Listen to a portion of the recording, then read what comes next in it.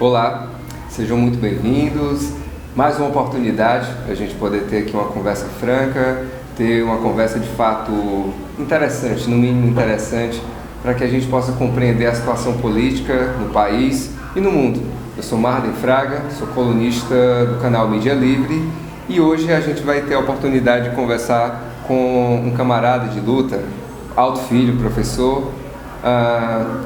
Aproveitando aqui o começo da nossa transmissão, eu peço que você compartilhe com os seus amigos, nos grupos do WhatsApp, no Facebook, no Twitter, nas redes sociais, esse link, essa transmissão. A nossa conversa, como sempre, hoje é interessantíssima, é de relevância nacional, nesse momento que a esquerda brasileira, que a classe trabalhadora vem sofrendo duros ataques do imperialismo, e é importante que não só você que já nos acompanha, mas que mais pessoas possam compreender essa mensagem e possam receber essa informação. Vou passar aqui a bola para o professor Alto Filho, fazer uma breve apresentação e a gente poder prosseguir com o debate.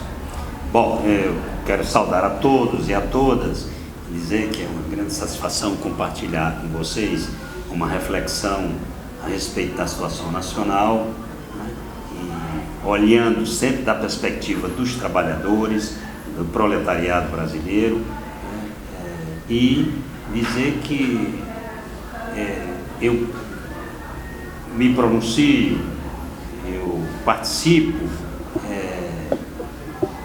levando em conta uma experiência pessoal. Hoje eu sou professor de Economia Política e de Filosofia da Universidade Estadual do Ceará. Sou jornalista profissional fora do exercício, porque tenho dedicação exclusiva na universidade, mas já tive durante 40 anos a militância no movimento sindical e na organização do Partido dos Trabalhadores. Fui um dos fundadores do partido, fiz parte do movimento PRO-PT, criado em 79, sou redator do manifesto do partido, isso me honra muito, e militei na atividade partidária durante mais de 30 anos. Hoje eu sou um espectador engajado. Eu já não faço mais militância partidária, nem militância sindical, mas estou sempre colaborando com o partido, com os partidos de esquerda, que me convidam para debates, palestras com o movimento sindical, ministrando cursos de economia marxista, de introdução ao marxismo, de filosofia marxista, e participo como militante das manifestações organizadas pela esquerda brasileira. Eu acho que isso o observatório que me permite fazer reflexões, elas são críticas, inclusive críticas em relação à esquerda, que me permite fazer reflexões sobre a conjuntura brasileira. Bacana. Você que já está nos acompanhando, você que foi acionado por um compartilhamento, eu agradeço a sua audiência. Fale a cidade que você acompanha a nossa transmissão, fale o estado, se está fora do Brasil também, fale o país. É importante que a gente possa compartilhar e também compreender, nós que fazemos o canal Mídia Livre, aonde está chegando a nossa audiência, a nossa disponibilidade a cumprir o papel de uma mídia plural e independente. Nós, do canal Mídia Livre, estamos na campanha dos 20 mil inscritos. Não só compartilhe, comente, mas paute e inscreva-se no canal Mídia Livre no YouTube. Procure Mídia Livre, compartilhe e nos auxilie nessa construção contra-hegemônica da imprensa burguesa no Brasil. Alto, a gente aqui já está compreendendo que no Brasil houve um golpe, que em um determinado momento alguns setores da esquerda se colocaram de maneira vacilante e não reconheciam essa investida do imperialismo, que é histórica, né? Não é alguma coisa que está acontecendo pela primeira vez. O que é que leva uma burguesia como a brasileira a ainda sustentar um golpe perpetrado pelo imperialismo e que automaticamente não só escraviza o trabalhador, desqualifica a condição de trabalho, mas também empobrece essa burguesia, já que ela não é uma burguesia autônoma, é uma burguesia parasita e totalmente dependente dessas manobras que o imperialismo faz pelo mundo. Olha, eu acho que o ponto de partida para entender este processo de crescimento do autoritarismo e até do totalitarismo no mundo capitalista decorre da própria crise do sistema capitalista mundial. O capitalismo hoje não suporta mais um regime democrático em país nenhum. Vejamos os Estados Unidos, por exemplo. O que nós temos hoje lá? Não é? É um sujeito o mais desqualificado do ponto de vista intelectual e político, o mais desqualificado presidente da história dos Estados Unidos, mais qualificado do que o Reagan, né? Então, nós temos uma queda da qualidade da política burguesa, nós temos o abandono pela burguesia, né, mundial dos valores democráticos, e a burguesia não suporta um movimento operário independente. Por isso que há em curso no mundo inteiro, particularmente na América Latina, na Ásia e naquela região da África onde houve os movimentos populares, como no Egito para derrubar as ditaduras, né? A tal Primavera Árabe. A Primavera Árabe, há um movimento do capitalismo para restaurar os governos autoritários, os governos totalitários, as ditaduras. Então, o Brasil, o golpe que houve no Brasil, se insere nessa perspectiva. O capitalismo não suporta mais democracia, não suporta mais um movimento operário organizado de forma independente da burguesia. Então, isto é muito grave, porque os espaços democráticos para atuação livre, não é? Das forças de esquerda, do movimento operário, dos movimentos sociais independentes, vai se estreitando no mundo inteiro, não é? E na América Latina nós estamos vendo isso progressivamente ocorrer, não é? A burguesia brasileira, nós teríamos que fazer uma distinção entre a burguesia que está associada ao imperialismo e uma burguesia que não está associada porque ela depende mais do mercado interno. Essa burguesia que não está associada ao imperialismo, depende mais do mercado interno, ela é uma fração muito fraca politicamente. A fração forte, politicamente hegemônica, né, que é a fração principalmente da burguesia financeira, né, e da burguesia que controla a indústria midiática no Brasil, que é preciso atentar para isso. Eu espero que a gente possa conversar aqui no decorrer desse nosso diálogo a respeito do problema da mídia, da imprensa brasileira, né? Essa burguesia, ela está associada ao imperialismo e ela sabe que não pode governar com base nas instituições democráticas. Por isso, a perseguição ao Lula, porque a burguesia brasileira está numa crise política tão profunda que ela não tem um candidato capaz de vencer uma eleição que seja democrática e com o mínimo de honestidade. Ela tem ou que impedir o processo eleitoral ou que fraudar o processo eleitoral. Mais do que já é fraudado. Mais do que já é fraudado. Por quê? E nós temos a maior fraude do processo eleitoral que está sendo feito pelo Poder Judiciário brasileiro, que é uma corporação que tem muitos privilégios, que a burguesia resolveu galvanizar para a sua área de influência, né? E destinar ao Judiciário e ao Ministério Público o trabalho de executar o golpe parlamentar, judiciário, midiático, empresarial, né? Que o imperialismo, é preciso nunca perder de vista a presença do imperialismo, né? Que está monitorando, que está apoiando, e foi que deu toda a sustentação à formação dessa Operação Lava Jato, através das informações que a Agência Nacional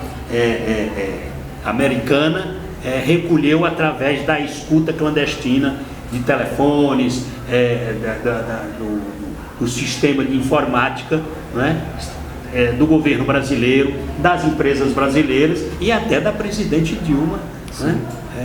E entregou isto a este grupo que age sintonizado, né, com os interesses das multinacionais americanas, do petróleo, da energia, das comunicações, e das comunicações.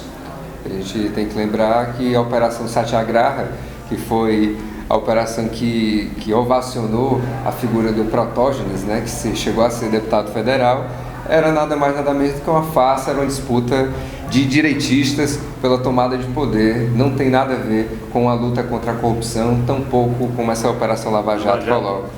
Né? Então, tudo não passa de uma manipulação. E aí eu aproveito o teu ensejo, o que falar, o que apontar dessa mídia que nas cadeiras das universidades, falando do jornalismo, é muito entusiasmado, orientado que o aluno jornalista, que o profissional jornalista seja imparcial. E a gente sabe que essa imparcialidade ela é orientada de um lado, né? Porque não existe imparcialidade. O que falar dessa mídia brasileira totalmente parcial e, infelizmente, que não apresenta uma perspectiva da notícia que oferece? Ela simplesmente toma lado, e é um lado justamente que menospreza o cidadão, aquele que assiste a um telejornalismo acreditando que ali ele vai estar recebendo uma informação. O que dizer disso? Eu acho que nós poderíamos fazer uma reflexão, tomando como referência o fato que eu, sendo professor de filosofia, eu sempre tenho esse viés de olhar o mundo pela ótica da filosofia. Nós poderíamos, portanto, começar uma reflexão, trazendo aqui a nossa consideração o que o Jean-Jacques Rousseau, um filósofo francês iluminista, né, falava da imprensa da época, né, da opinião pública da época, e dizia que a corrupção é um conceito que tem que ser tomado num âmbito maior do que normalmente no Brasil de hoje nós tomamos, por exemplo, né? O que é a corrupção no Brasil? É a apropriação privada por meios ilícitos do dinheiro público. É assim que a Lava Jato entende, né? Mas a corrupção, na perspectiva do Rousseau, ela é muito maior. Só há uma corrupção também, por exemplo, da opinião pública. Quando os veículos de comunicação mentem, enganam o leitor, o telespectador, o ouvinte de rádio, eles estão corrompendo a opinião pública, que deve ser baseada na verdade. Ora, se nós tomarmos agora o caso brasileiro, a mídia brasileira, aí nós temos alguns problemas sérios que precisam ser encarados com coragem e com radicalidade. Quais são os problemas? O primeiro problema é o seguinte: a imprensa brasileira, e eu uso aqui o termo antigo para não chamar a mídia, mas chamando aquilo que é publicado, né, impresso, ou pela televisão, ou pelo rádio, né, fundamentalmente, mas até agora já está entrando na internet, né, é o controle. Nós temos um controle empresarial e o controle de grandes empresas, né, que controlam, que monopolizam o sistema de comunicação brasileiro. Hoje, cinco famílias de capitalistas controlam 90% da audiência, né, e da tiragem de revistas e jornais do Brasil. Ora, nós temos uma imprensa capitalista, ou tínhamos uma imprensa capitalista, porque minha tese hoje é o seguinte: que a partir do golpe consolidou-se uma alteração que já vinha ocorrendo na imprensa brasileira, que acabou com a imprensa. Nós não temos imprensa no Brasil, essa é a minha tese. Não existe imprensa no Brasil. Primeiro, nós temos o problema do monopólio. que é inconstitucional. Nós temos a propriedade cruzada dos veículos de comunicação. Isto é um capitalista, ou uma família de capitalistas, como a família Marinho, não é dona de televisão, de revista, de jornal e de rádio. Isso não pode pela Constituição. A Constituição proíbe a propriedade cruzada. Mas nenhum tribunal, o Congresso Nacional nunca teve coragem de abrir uma comissão parlamentar de inquérito para tratar disso. Então veja, nós temos o monopólio... E o STF tem coragem? Pois é, nós temos o monopólio, nós temos a propriedade cruzada e nós temos o controle da comunicação no Brasil e, portanto, da opinião pública por grandes empresas capitalistas, inclusive com a presença do capital estrangeiro, a presença do imperialismo como proprietária, com 30%, podendo comprar até 30% disso, que abriram a Constituição brasileira no governo Fernando Henrique para isso. Muito bem. Mas a imprensa capitalista, ela produz uma mercadoria para vender. É como um laboratório farmacêutico produz um remédio para curar uma doença. A imprensa capitalista, ela tem duas funções, historicamente, duas funções. A imprensa capitalista produz informação para vender. Então a mercadoria que o leitor, o telespectador, o ouvinte compram é a informação. E suplementarmente, essas empresas capitalistas oferecem um adendo, um plus a essa informação, que é a opinião. Mas nós, os leitores, telespectadores e ouvintes, fundamentalmente vamos atrás dos veículos de comunicação para nos informar. Mas hoje no Brasil não há mais informação, há mentira, há a produção da mentira. Não se informa mais a verdade. Eu estou querendo deixar bem claro, na imprensa capitalista é para ter informação que tem que ser fundada na verdade ou na exposição dos fatos que são resultantes, fatos resultantes de conflitos, tem que ser informado, divulgado, ouvindo as partes, fazendo o chamado contraditório. Não é? Isso que seria o mínimo de imparcialidade. Não é? E a opinião é a opinião deles, das empresas, dos proprietários, porque no Brasil, ao contrário, por exemplo, da imprensa francesa, que tem a cogestão editorial, o capitalista dono do jornal, por exemplo, do Le Monde, do Le Figaro, jornal de direita mesmo, ele não manda na opinião, ele recebe os lucros, mas quem faz a opinião é a redação. A redação tem um conselho de redação, do qual o proprietário participa, mas ele tem um voto. A empresa é dele, os lucros são dele, ele paga o salário que ele achar conveniente, não é? Mas a informação, a produção do jornalismo é de responsabilidade exclusiva da redação. E quando o Le Figaro, por exemplo, foi vendido para um outro capitalista, que o cara quis impor uma linha editorial, a redação não aceitou e foi para o tribunal, e o tribunal deu ganho de causa à redação. Aqui no Brasil, infelizmente, os nossos jornalistas, como os da Globo, Veja e tal, são pau-mandados dos patrões da forma mais servil e mais imoral. Então nós não temos mais imprensa no Brasil. Esse é um problema sério, porque nós da esquerda precisamos resolver essa questão. Nós temos que ter o controle público da informação, a democratização da informação e o controle público da informação, porque o que está se fazendo hoje, não é, no Brasil, é a coisa mais corrupta no sentido do Rousseau.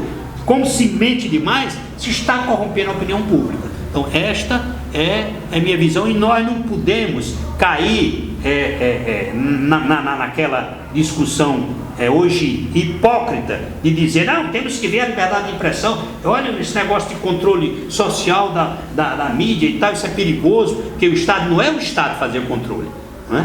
Nós temos que ter a população controlando o Estado burguês, a população tendo o controle para garantir o controle social da comunicação, para garantir a democratização da informação. Eu, inclusive, defendo que não haja empresa capitalista cuidando da informação.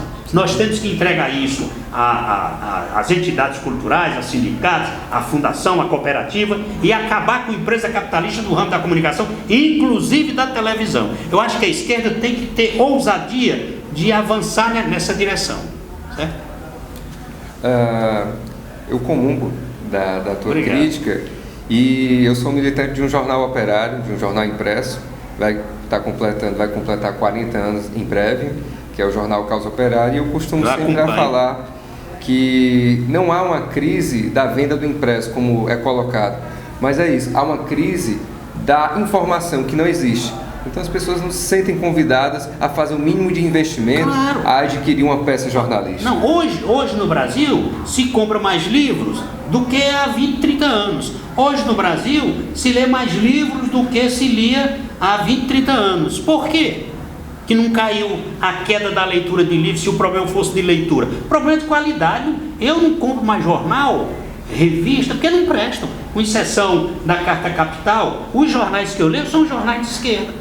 São os que eu acompanho. E acompanho a imprensa internacional, acompanho a imprensa nos Estados Unidos, na França, na Espanha, na Argentina, no México, não é? Para fazer para saber o que a imprensa burguesa está pensando, e ao mesmo tempo compro as publicações internacionais de esquerda. Ou às vezes não compro, porque já tem hoje na internet, você tem livre acesso. Quer dizer, não se compra jornal e revista no Brasil, e está cada vez diminuindo mais o número de leitores, porque eles não estão vendendo a mercadoria que eles estão prometendo. A mercadoria está deteriorada, né? Pela corrupção da opinião pública, pela indústria da mentira. O que nós temos não é uma indústria cultural, não é? Mas é a industrialização da mentira. E aí as pessoas têm inteligência, né, e deixam de comprar, não vão investir em porcaria. O mais ignorante ou o mais simplório trabalhador, ele compreende, aquilo não está me servindo, não faz sentido para o meu dia a dia esse tipo de informação. Então está aí a lógica, né? Exatamente. Não é uma crise da venda, é uma crise justamente da constituição de como essa informação está sendo trabalhada. Porque veja, a crise de democracia que sofre a classe burguesa, porque você conhece a história, sabe que historicamente, né, a burguesia tinha compromisso com a democracia. Sim. Quando derrubou a nobreza feudal, quando acabou com a monarquia, instituiu a república e tal, né? E quando chega em 1848, que o proletariado aparece na cena política de forma independente, a burguesia entra em pânico, e a partir daí começa uma política conservadora e mais à frente reacionária, que se caracteriza hoje pelo totalitarismo, não é? Pelo estado de exceção. Então a burguesia renunciou à democracia. Ao renunciar à democracia, isso afetou diretamente o seu sistema de opinião pública e os seus veículos de opinião pública, que deixaram de informar, não é? Porque a informação é importante para a constituição numa sociedade democrática. A informação contraditória, ela é fundamental para que cada fração de classe, que cada segmento forme uma opinião, mas para formar uma opinião sobre a conjuntura, o dia a dia, a história, nós precisamos de informação com um mínimo de fidedignidade, né? Com um mínimo de verdade. A imprensa, as empresas de comunicação capitalista já não mais podem oferecer isso, porque ela tem que reduzir o espaço de liberdade, tem que reduzir o espaço de decisão democrática, e portanto ela não pode oferecer a informação verdadeira do que ela está fazendo, porque isso causaria uma revolta imediata, né, dos que são vítimas da política burguesa. Então a imprensa sofre tudo isso. A imprensa numa sociedade capitalista não pode ser diferente da sociedade capitalista, a não ser a imprensa proletária, a imprensa revolucionária, porque essa formula uma contra-política, formula uma contra-cultura, e por isso que tem a perseguição do Estado burguês e a sabotagem, não é, das empresas capitalistas que dominam os espaços de comunicação. Esse é o papel, aproveitando aqui o ensejo, que o canal Mídia Livre propõe, que é justamente preencher esse vácuo esse latifúndio improdutivo da informação que existe no Brasil e que a gente tem buscado compreender cada vez mais a necessidade de ousar na forma como a comunicação, como a informação é trabalhada. Inscreva-se no nosso canal, participe da campanha dos 20 mil inscritos e ajude a formar uma mídia contra-hegemônica aqui no país. Aproveitando que você tocou na questão das instituições, o Judiciário, quando começou a atuar esse ano, a senhora Carmen Lúcia pediu respeito, juntamente com a senhora Raquel Dodge, né, de respeito das instituições. O que dizer desse judiciário vil e que manipula mais do que ou tão quanto a mídia brasileira? Olha, do mesmo modo que eu digo que não há mais imprensa no Brasil, eu também afirmo que não há mais judiciário no Brasil. O que eu estou querendo dizer com isso? É que o judiciário do Estado burguês, como a imprensa burguesa, não é, tem o seu padrão, não é, de funcionamento, de existência e de legitimidade. O judiciário burguês, ele tem uma função no capitalismo, é garantir que as relações sociais se façam com base na norma legal. Quais são as normas de uma república democrática ou de um Estado democrático de direito, como é ou foi o Brasil, não é? Segundo sua Constituição, não é? Aprovada em 88 pelo Congresso Constituinte. O país, as relações entre as pessoas, as relações entre as instituições, as relações entre o consumidor e a empresa capitalista tem que se fazer com base na lei. E o judiciário e o Ministério Público tem como papel garantir que essas relações se façam nos termos da lei. E o que é a lei no Brasil? A lei no Brasil é fundamentalmente a Constituição e as leis específicas. A relação de comércio tem um Código Comercial, a relação civil tem um Código Civil, não é? O crime, o assassinato, o roubo e tal, tem um Código Penal e os códigos de processo. Então, cabe ao judiciário garantir que essas relações se façam com base na Constituição e nas leis.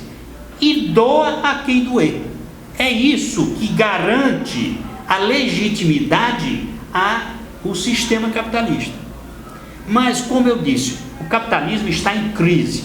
O capitalismo no século XXI, já no século XX, está numa crise profunda, que é uma chamada onda longa depressiva, que começa lá em 1972, 73, e que nós vivemos nela. Essas ondas longas depressivas do capitalismo atingem todo o sistema, não deixa ninguém de fora, não é? E tem uma duração média de 50 a 60 anos.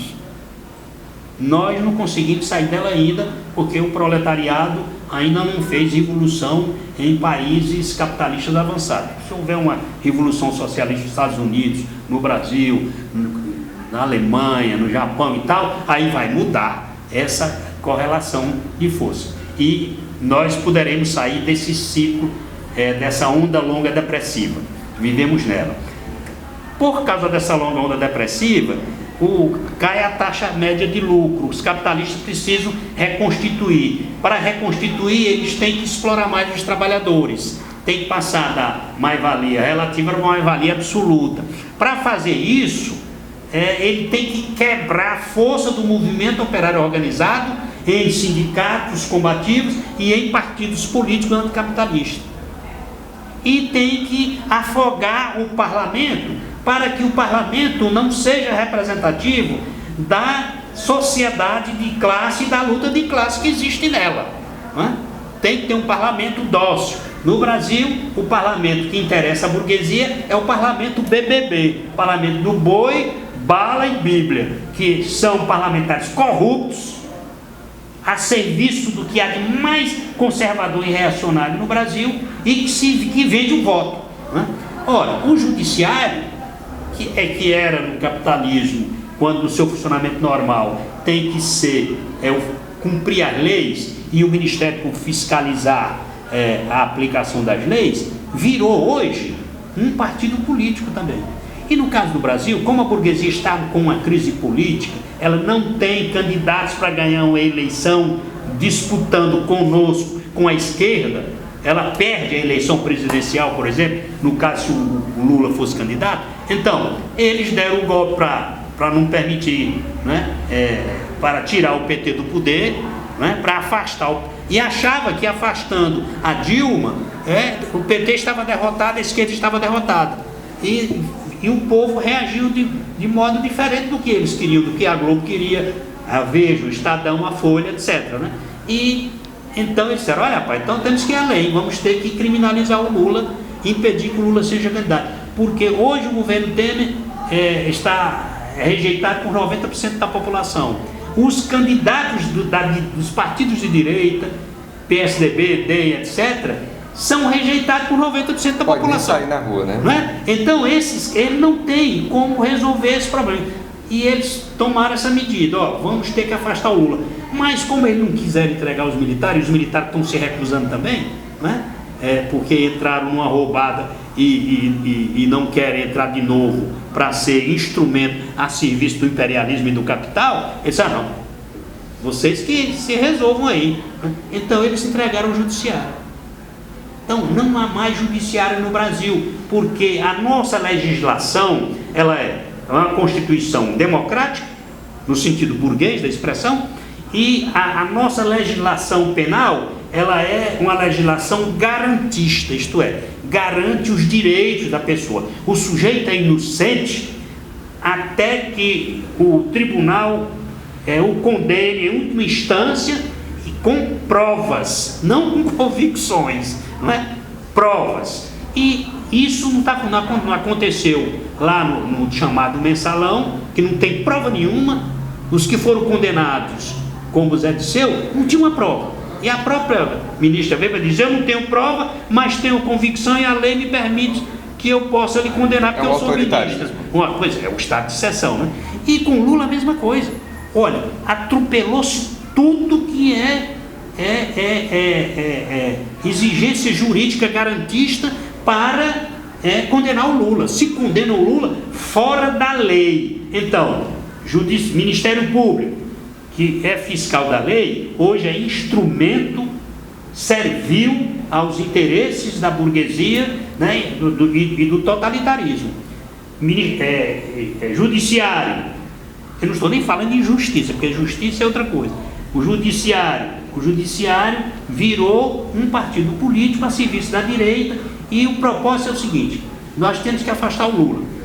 Eles condenaram o Lula, eles vão tornar o Lula inelegível.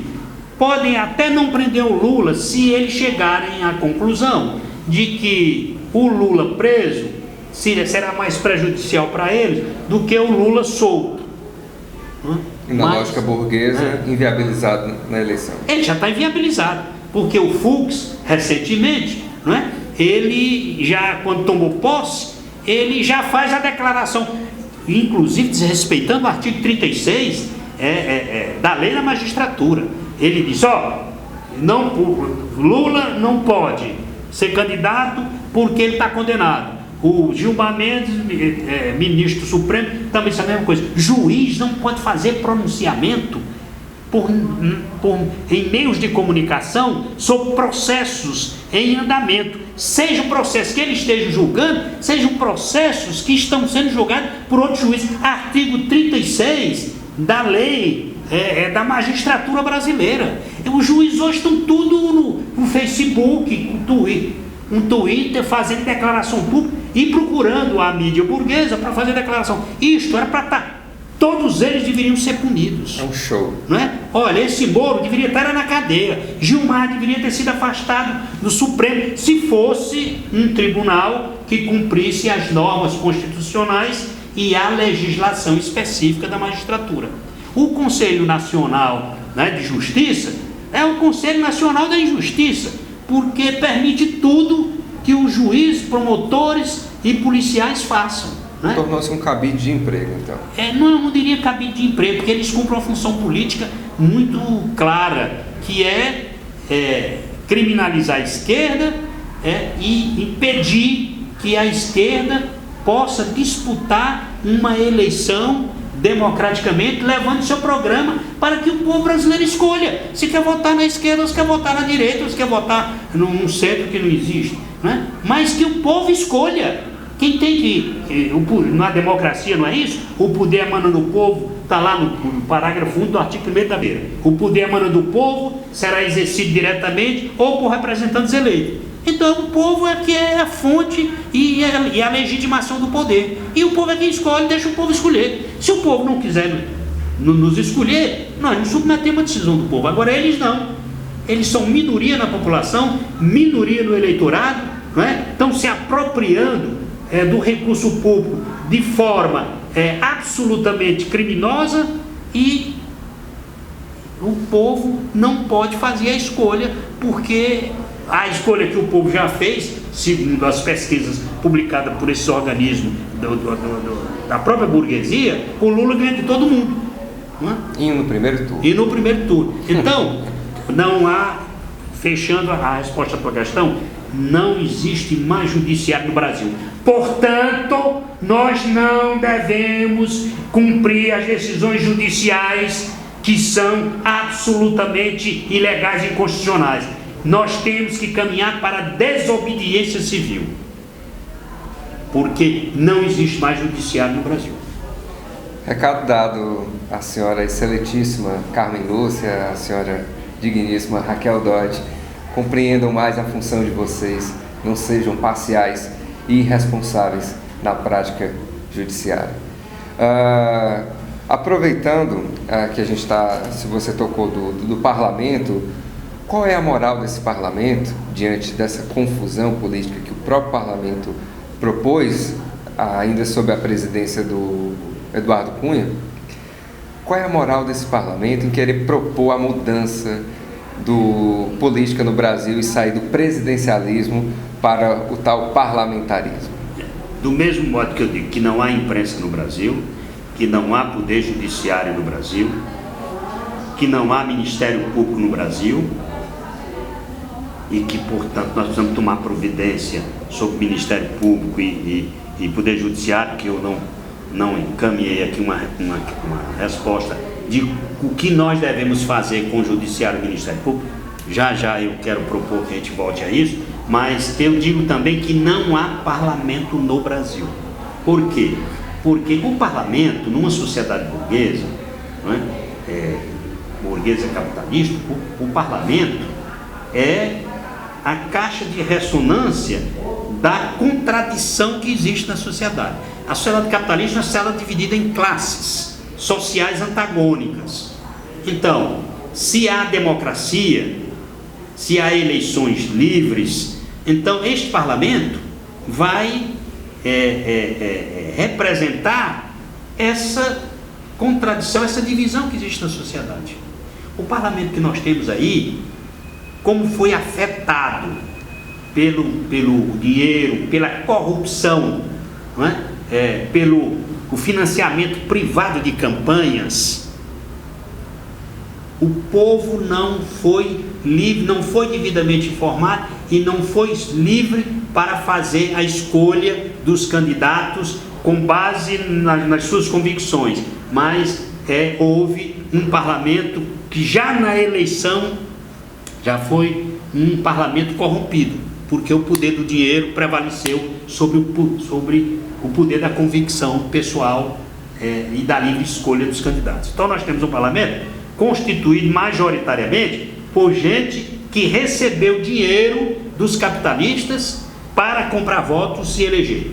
E chega no parlamento e vai cumprir a tarefa de aprovar tudo aquilo que prejudica o povo brasileiro e que não foi levantado como programa deles na campanha. Eles disseram ao povo que iam fazer uma coisa, chegaram no parlamento e foram fazer outra. E se constata, pela própria divulgação dos fatos, né, nessas apurações, é que a maioria desses senadores e deputados está constituída de gente corrupta. Então, que vende o voto, então não representa mais a sociedade brasileira. Então esse parlamento não representa.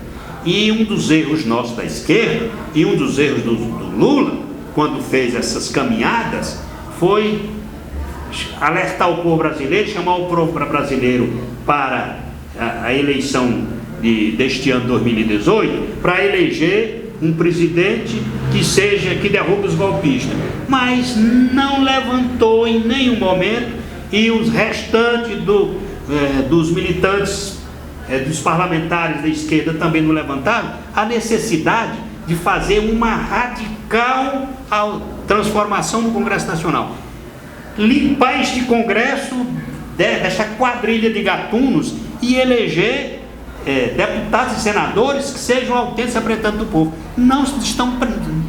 A esquerda não está se preocupando com o Congresso quando trata do processo eleitoral. Nossa esquerda é adepta de uma espécie de eleitoralismo presidencialista. Nós nos preocupamos em eleger o presidente, o governador e o prefeito, e nos esquecemos do Senado, da Câmara Federal, da Assembleia e da Câmara Municipal. Por isso que a turma do BBB, bala, boi e Bíblia, está tomando conta, não é, dos parlamentos. Então é preciso que nós façamos autocrítica e que nos voltemos. No processo eleitoral, nós não podemos nos ater à eleição presidencial, à eleição majoritária. Mas temos que combinar a dupla vitória, a estratégia da dupla vitória. Vencer a eleição majoritária para presidente e a eleição para o Senado, que é legalmente chamada de majoritária, e vencer a eleição para a Câmara de Deputados, para as Assembleias, para as Câmaras de Vereadores, para que quando o nosso prefeito, o nosso governador, o nosso presidente for tomar as medidas de transformação, não é, do uso do recurso público, que é voltar para servir ao capital, que a gente faz a alteração de custo. O dinheiro que estava servindo ao capital passa agora a servir ao trabalho, e manda os projetos de lei para que a Câmara aprove, a Câmara Municipal, a Assembleia e o Congresso Nacional. Se não tiver maioria, eles vão nos sabotar, como sabotaram o Lula, como sabotaram a Dilma, né? E até caçaram a Dilma sem que ela tivesse cometido nenhum crime, né? Portanto, nós não temos Congresso também. Aproveitando o ensejo aí da questão dupla, da estratégia dupla, parlamento e presidencialismo, a majoritária, a Venezuela é uma referência para que a gente possa ter assim, uma perspectiva revolucionária, uma perspectiva de reconstrução? Você lembra bem, porque essa imprensa produtora de mentiras diz que na Venezuela tem uma ditadura.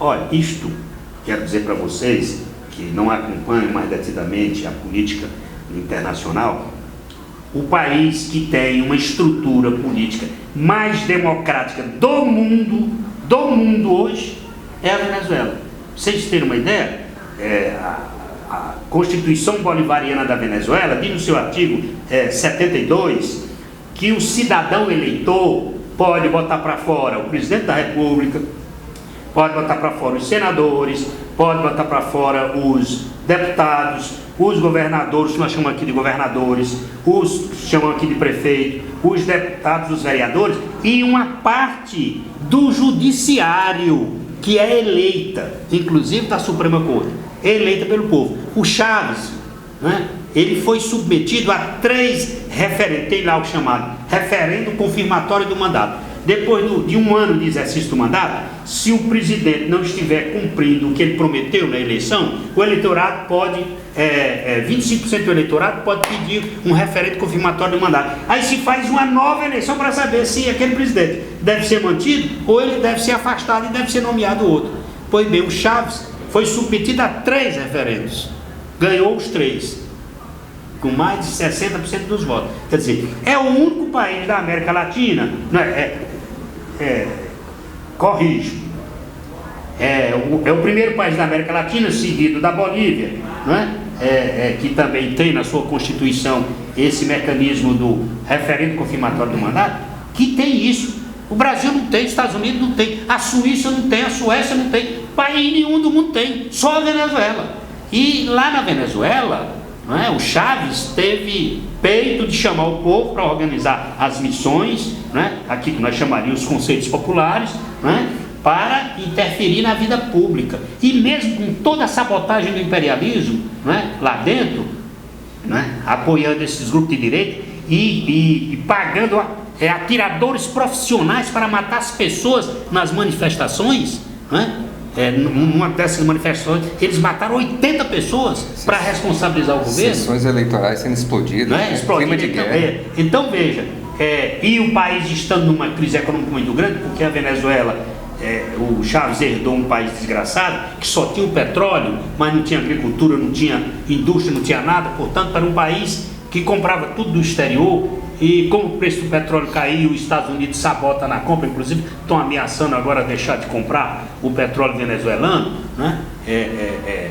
Então tem uma crise econômica muito séria, mas mesmo assim o povo está votando pelo governo, né? Então nós deveríamos caminhar para termos aqui o referendo confirmatório do mandato, isto presidente que não cumpre o que prometeu, rua, governador que não cumpre, rua, prefeito que não cumpre, rua, senador, deputado federal, deputado estadual e vereador que não cumpre, rua, que nós possamos pôr para fora. E mais, que nós possamos ter o veto popular a projetos de lei e a leis. Os parlamentares podem apresentar um projeto de lei que não seja do interesse do povo, então o povo pode vetar a votação do projeto de lei, e um projeto de lei aprovado pelo parlamento pode ser suspensa a sua vigência pelo veto popular. Isso tem na Constituição da Venezuela. Nós temos que introduzir aqui na nossa. E temos que introduzir, aí eu quero pegar um gancho para falar do judiciário. Olha, nós temos que fazer o controle externo do judiciário. E mandato para os tribunais superiores. E mandato sem direito à reeleição. E mandato que, por um período curto, que seja no mínimo igual ao do senador. Não podemos permitir que tenha essas figuras que ficam eternamente aí, são postas lá e ficam até morrer, e agora eles ampliaram o prazo para 75 anos. Então, precisa fazer isso. No parlamento precisamos ter o mandato o referendo confirmatório do mandato, o veto popular, para poder alterar. A mesma coisa valendo para o executivo, porque nós não temos um presidente que represente a nação brasileira. Nós temos um presidente que chefia uma quadrilha de assaltantes e que é rejeitado por 90% da população. Num caso desse, se tivesse aqui o referendo confirmatório do mandato, ele já tinha sido demitido e os gatunos que ele levou para lá já estavam na cadeia. Alto. Contundente a tua crítica e a simplória, entre aspas, né, direcionamento que é para a gente poder vencer essa dificuldade, é o povo, né? O povo ainda não enxergou o seu poder. A gente é muito educado a sempre delegar as responsabilidades, né? É o prefeito, é o governador, é o deputado, é o vereador, é o presidente. Agora é preciso entender, viu? O povo, em qualquer país do mundo, em qualquer período da história, o povo é muito sábio. O trabalhador sabe que se ele sair sozinho e puser a cabeça, o Estado corta a cabeça dele. Se ele for na fábrica e levantar sozinho, o patrão corta a cabeça dele. Então, o nosso povo, principalmente o proletariado, os trabalhadores e as trabalhadoras, eles agem coletivamente. E a ação coletiva implica a criação de organizações coletivas que os representam, os sindicatos e os partidos políticos. O que aconteceu no Brasil? A CUT, a nossa grande central sindical, que foi muito combativa, que defendeu um sindicalismo classista, democrático internamente e combativo anticapitalista. Com o governo Lula, os seus principais dirigentes foram para o governo. O Partido dos Trabalhadores e os outros partidos de esquerda que associaram com o PT para ganhar a eleição, ao chegar ao governo, desmobilizaram o povo. Suas bases, né? Certo? E fizeram coisas importantes, como o Bolsa Família, né? A criação das universidades públicas, das escolas superiores, técnicas superiores, a política externa para não permitir que os Estados Unidos invadisse a Bolívia, invadisse a Venezuela, invadisse o Equador e Cuba. O Brasil não permitiu, porque isso foi proposto. O Brasil disse, não, se vier, nós estaremos do lado dos países invadidos. Aí os Estados Unidos não vinha, porque ele não é doido de fazer uma briga aqui na América do Sul sem o apoio do Brasil, né? Então veja, tivemos essa política, mas nós abandonamos o povo. A preocupação do Lula foi dar 3 refeições, encher a barriga, mas e a refeição para o espírito? E a educação política, né? E a participação popular no poder, o povo ter poder. Nós não reformamos a Constituição, nós não criamos o sistema democrático de comunicação. Vocês, por exemplo, vocês é que fazem a revolução da mídia, é que fazem a democratização da mídia, mas o sacrifício que vocês têm. Por isso que eu apelo aqui para quem nos assiste, que se inscreva, como pediu o companheiro, para que a gente possa garantir que esse espaço continue, porque esse espaço está ameaçado, porque o Facebook está mudando suas regras. O Facebook é uma empresa capitalista e agora está dizendo que quem tem dinheiro vai ter espaço, quem não tem, aí a direita está cheia de dinheiro, que é financiada pelas fundações do imperialismo americano, que financia esses blogs de direita, esses grupos de direita, dá rios de dinheiro. Então eles compram os espaços e nós não podemos comprar o espaço porque não temos dinheiro. A nossa força é a força do povo. Então precisamos do apoio do povo para isso. Então, o povo esperou que o PT, que a CUT, que os sindicatos, que as entidades chamassem, bora fazer. Porque quando foi chamado, se lembra daquela greve contra a Previdência? Né? Nós mobilizamos 34 milhões de pessoas. Nunca houve uma greve geral na história do Brasil do tamanho daquela que nós fizemos.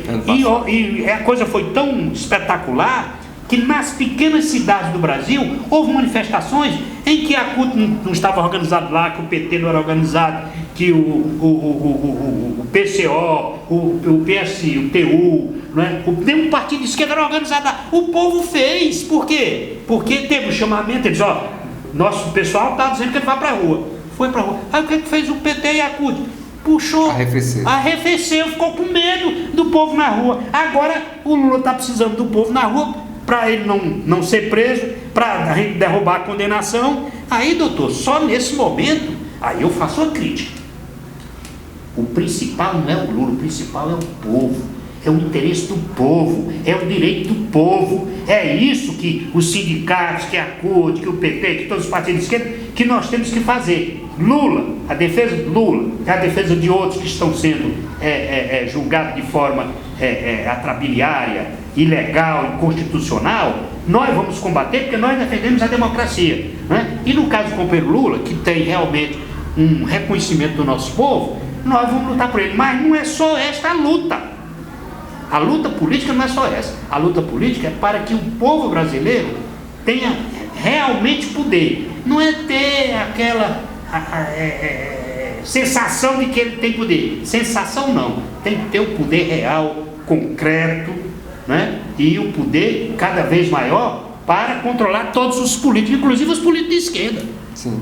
Né? Então é nesse sentido que o povo tem que ir para a desobediência civil, tem que ir para a rua, tem que incomodar, importunar esses golpistas, né? Esses traidores, né? Dos valores democráticos que conquistados com tanta luta, com tanto sofrimento pelos batalhadores brasileiros. Quem me acompanha, quem nos acompanha no canal Mídia Livre, sabe que eu milito no partido de esquerda, que é o Partido da Causa Operária, o PCO, mas a pergunta que eu vou te fazer diz respeito ao PT. Porque nós, como militantes da esquerda, nós temos que ter muito claro que uma revolução, que um processo de mobilização social se constrói com colunas. E não é possível esse processo hoje acontecer no Brasil sem haver o engajamento do Partido dos Trabalhadores e da CUT como a quarta maior central sindical do mundo. Qual é a estratégia hoje que o PT, na sua visão, deveria adotar e também a relação com a CUT para que a gente pudesse ter uma investida para poder derrotar o golpe e não simplesmente fazer a defesa de um cidadão que é o companheiro Lula?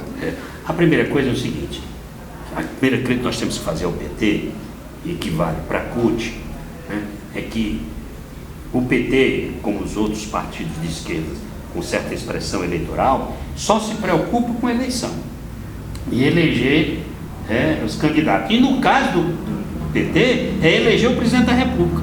Não se preocupa nem com o Congresso Nacional. Então eu acho que não pode ficar só preocupado com eleição. Eleição não resolve o problema do povo. Quem resolve o problema do povo é a revolução. Então nós temos que fortalecer a luta extraparlamentar. Nós temos que educar o povo, organizar o povo nos conselhos, né? Nas fábricas, né? Nos bairros, nas escolas, para que o povo lute ele mesmo pelos seus direitos, defenda seus interesses e lute pelo aumento dos seus direitos. E que o PT, a CUT, os sindicatos apoiem o povo. E essa luta hoje, né, não pode ser feita no parlamento exclusivamente, porque o parlamento já se mostrou limitado. O próprio Poder Executivo, ocupado durante 12 anos pelo PT, não fez o que era para fazer em defesa do povo brasileiro. Poderia ser feito muito mais e não fez. Por quê? Porque confiou na mídia burguesa, confiou no judiciário, na justiça burguesa, confiou no parlamento burguês e desprezou o povo. Então, eu acho que essa autocrítica tem que fazer. Nós temos que botar para o povo e dizer: olha, realmente nós erramos, estamos dispostos a corrigir, agora vamos criar os mecanismos para fazer as coisas direitas, que vocês nos controlem. Porque não podemos deixar o Lula fazer o que ele quer não, cara. O PT fazer o que ele quer não é? A CUT fazer o que ela quer. Nós temos que ter o controle pela base do partido, não é? E não é só o PT. Você que é um companheiro de um partido que eu digo que é uma fração pública do PT, né? Eu faço uma crítica ao PT. Eu lutei muito no PT pela democracia interna e pelo direito de criar tendências de frações. No documento do movimento pro PT, nós defendemos lá: não há democracia sem socialismo e nem socialismo sem democracia. E a democracia começa dentro do partido. Então, no partido, nós vamos criar o Partido dos Trabalhadores para ter o direito de tendência e o direito de fração. A turma do Zé Disseu chegou, apoiado pelo Lula, e nos derrotou, não é? Fizeram uma sabotagem do Congresso, ocuparam, nos derrotaram e cortaram o direito de fração. E aí,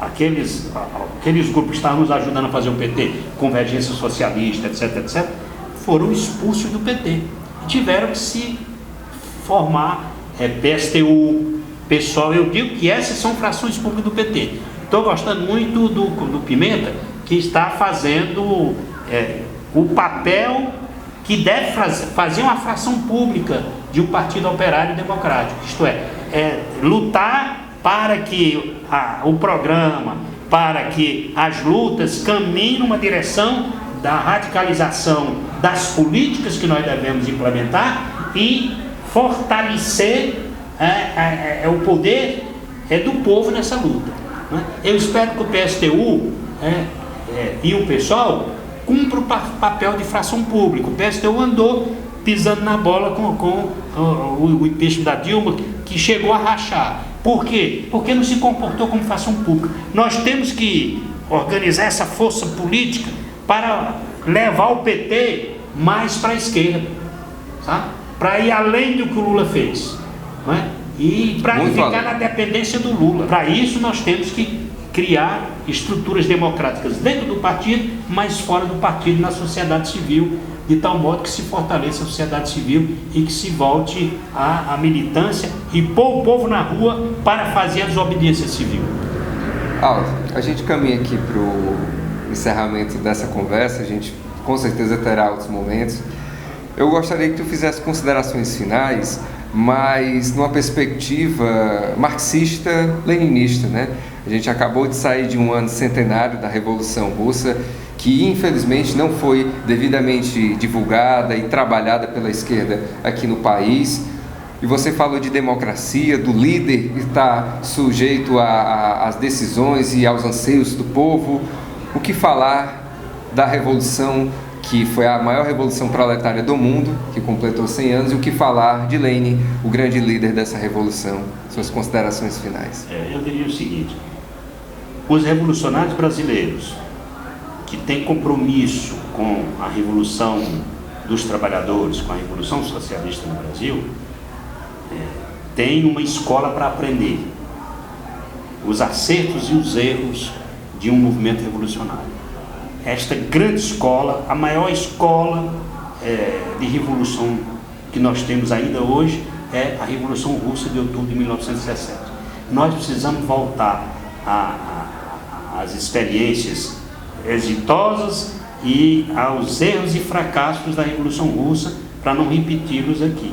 E precisamos voltar à literatura marxista, a literatura política marxista, que é fundamentalmente a literatura produzida por Lenin e por Trotsky. Nós temos que pôr Trotsky nesse contexto, porque o Leon Trotsky é verdadeiramente a maior figura política do marxismo no século XX.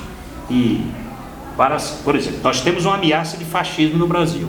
Quem melhor elaborou sobre a questão do fascismo na Alemanha, principalmente, na Itália e na França, na Espanha, foi Trotsky.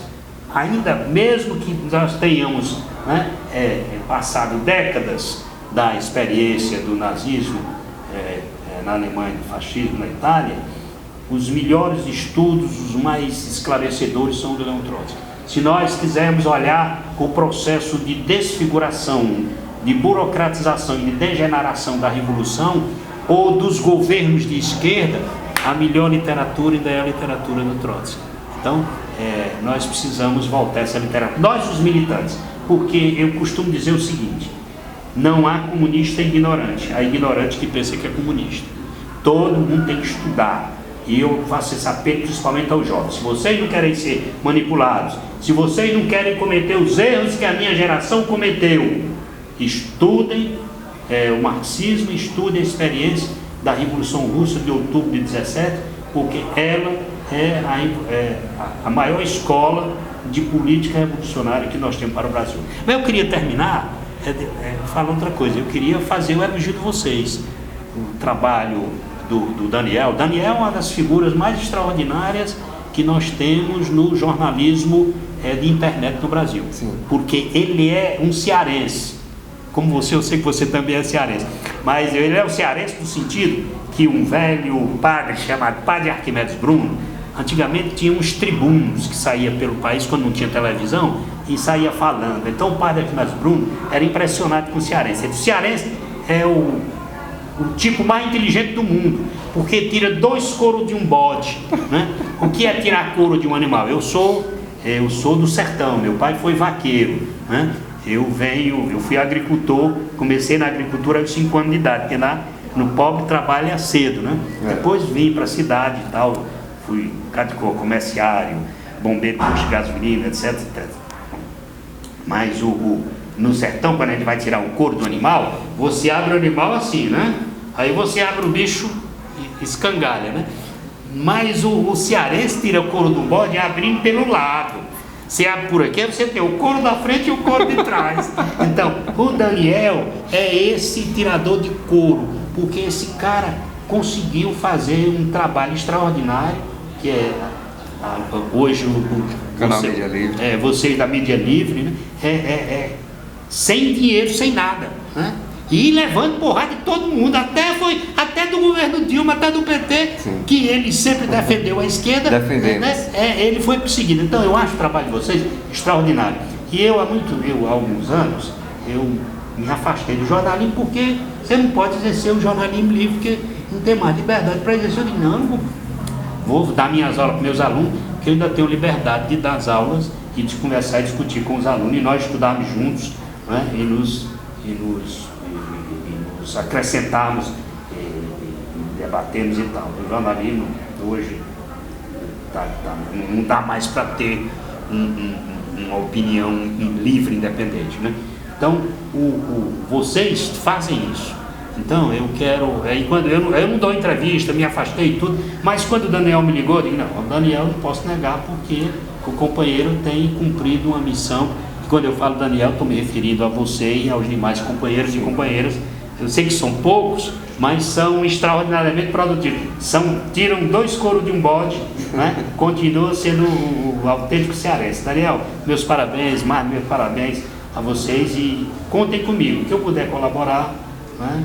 Vocês contam com a minha ajuda. Pequena, mas disposta e obstinada. Vamos aqui encerrando a nossa transmissão, agradecer que você que nos acompanhou até aqui, continue compartilhando, comentando, dizendo da onde você está, a cidade, se está fora do Brasil ou dentro do Brasil. Inscreva-se no canal, fortaleça a campanha pelos 20 mil inscritos e peço você que aguarde só mais um pouco. Temos um recado do Guilherme Sampaio, que é a pessoa que nos apoia e que é também o mantenedor do projeto da Casa Vermelha, uma iniciativa política e cultural que também fortalece o canal Mídia Livre. Você acaba de assistir mais uma produção da Mídia Livre. Eu sou o vereador Guilherme Sampaio e eu apoio a Mídia Livre. Apoie você também. Curta, compartilhe, comente, ajude a democratizar a comunicação no nosso país. Até a próxima.